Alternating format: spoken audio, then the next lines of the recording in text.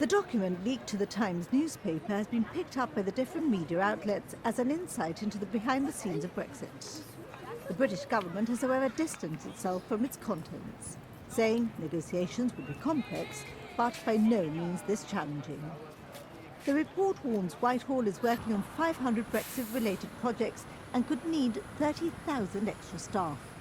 It claims it will take another 6 months before the government decides precisely what it wants to achieve from Brexit or agrees on its priorities. It criticises Theresa May, who it says is acquiring a reputation of drawing in decisions and details to settle matters herself, an approach it describes as unlikely to be sustainable. The document also identifies cabinet splits between Foreign Secretary Boris Johnson, Brexit Secretary David Davis and International Trade Secretary Liam Fox on one side, and Chancellor Philip Hammond and Business Secretary Greg Clark on the other. We are very happy with the way that we are dealing with the Brexit issue here in Gibraltar, and indeed with the way in which the United Kingdom government is engaging with us. You need to remember that straight from the beginning we met the Prime Minister Theresa May on the day she was due to be appointed. We've had engagements with the Foreign Secretary, the Brexit Secretary and also the Brexit Minister Robin Walker, who's also been very good to us. So I think Gibraltar is very happy with the way things are going, and we obviously progressing the negotiations as the UK itself develops its own policy on the matter. And our engagement is directly with the Department for Brexit. We've already held a working meeting in London at the end of last month. The Minister of State himself engaged with different associations from Gibraltar to listen directly to their concerns and to their point of view.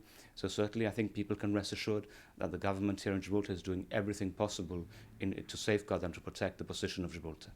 Well, the government is not claiming the report, which questions its strength, but I think that what's perceived is that Britain just doesn't have a Brexit plan. In terms of what our engagement with the UK is, I think I can certainly say that we really cannot complain. The UK is listening to our concerns. As you know, the government conducted a major consultation exercise as to the impact of Brexit across all government departments in Gibraltar. We also involved the private sector, the Chamber of Commerce, Federation of Small Businesses, the Gaming Association, the Finance Centre Council. Within that consultation, all those views were compiled in a report that has now been officially presented to the new Ministry for Brexit in the UK. And I would imagine that for the government, more restful nights in a post-Brexit scenario now that the Spanish Foreign Minister, José Garcia Margallo, has gone.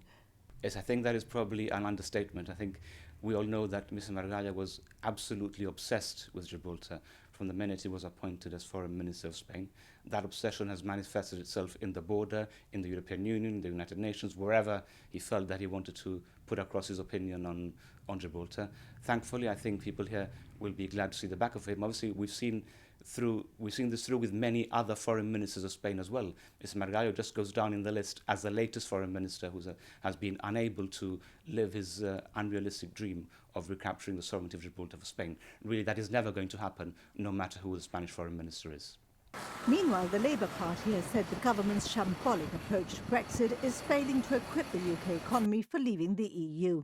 Shadow Chancellor John McDonnell claims the Chancellor is isolated from cabinet colleagues and too weak to make Brexit a success. But Labour, he said, would not attempt to delay or block the triggering of Article 50.